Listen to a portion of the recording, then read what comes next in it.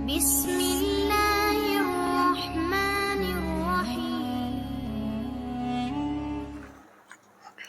جب نبی کریم صلی اللہ علیہ وسلم کی وفات ہوئی اور آپ کے بعد ابو بکر رضی اللہ کو خلیفہ بنایا گیا اور عرب کے کئی قبیلے پھر گئے، ابو بکر رضی اللہ نے ان سے لڑنا چاہا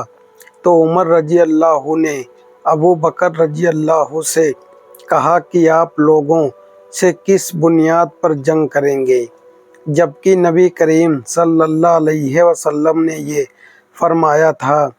کہ مجھے حکم دیا گیا ہے کہ لوگوں سے اس وقت تک جنگ کرو جب تک وہ کلمہ لا الہ الا اللہ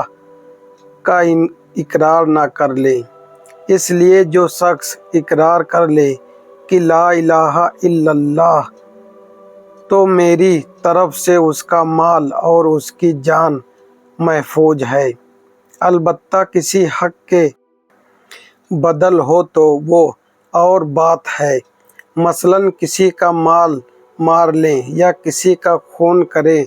اب اس کے باقی کام کا حساب اللہ کے حوالے ہے۔ لیکن ابو بکر رضی اللہ نے کہا کہ اللہ کی قسم میں تو اس شخص سے جنگ کروں گا جس نے نماز اور زکوٰۃ میں فرق کیا ہے، کیونکہ زکوٰۃ مال کا حق ہے۔ اللہ کی قسم اگر وہ مجھے ایک رسی بھی دینے سے روکیں گے جو وہ رسول اللہ صلی اللہ علیہ وسلم کو دیتے تھے تو میں ان سے ان کے انکار پر بھی جنگ کروں گا۔ عمر رضی اللہ نے کہا، پھر جو میں نے غور کیا تو مجھے یقین ہو گیا کہ اللہ تعالیٰ نے ابو بکر رضی اللہ کے دل میں لڑائی کا سجھاؤ ڈالا ہے، تو میں نے جان لیا کہ وہ حق پر ہیں۔ نبی کریم صلی اللہ علیہ وسلم سورج ڈھلنے کے بعد باہر تشریف لائے اور ظہر کی نماز پڑھی، پھر سلام پھیرنے کے بعد آپ نے ممبر پر کھڑے ہوئے اور قیامت کی ذکر کیا، اور آپ صلی اللہ علیہ وسلم نے ذکر کیا کہ اس سے پہلے بڑے بڑے واقعات ہوں گے، اور آپ صلی اللہ علیہ وسلم نے فرمایا کہ تم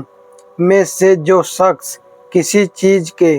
متعلق سوال کرنا چاہے تو سوال کرے، آج مجھ سے جو سوال بھی کرو گے میں اس کا جواب دوں گا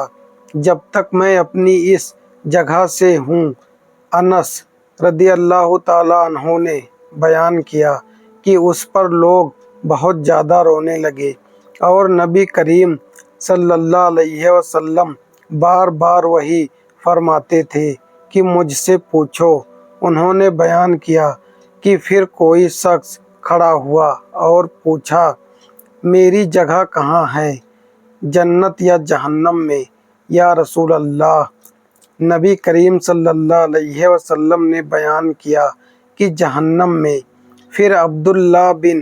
حذیفہ رضی اللہ کھڑے ہوئے اور کہا، میری والد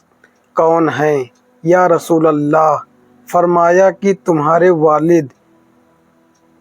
حذیفہ ہیں۔ بیان کیا، پھر آپ صلی اللہ علیہ وسلم کہتے رہے کہ مجھ سے پوچھو۔ آخر میں عمر رضی اللہ نے اپنے گھٹنوں کے بال بیٹھ کر کہا، ہم اللہ سے رب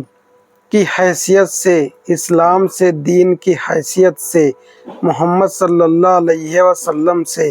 رسول کی حیثیت سے راضی اور خوش ہیں۔ عمر رضی اللہ نے یہ کلمات کہے تو نبی کریم صلی اللہ علیہ وسلم خاموش ہو گئے۔ پھر آپ صلی اللہ علیہ وسلم نے فرمایا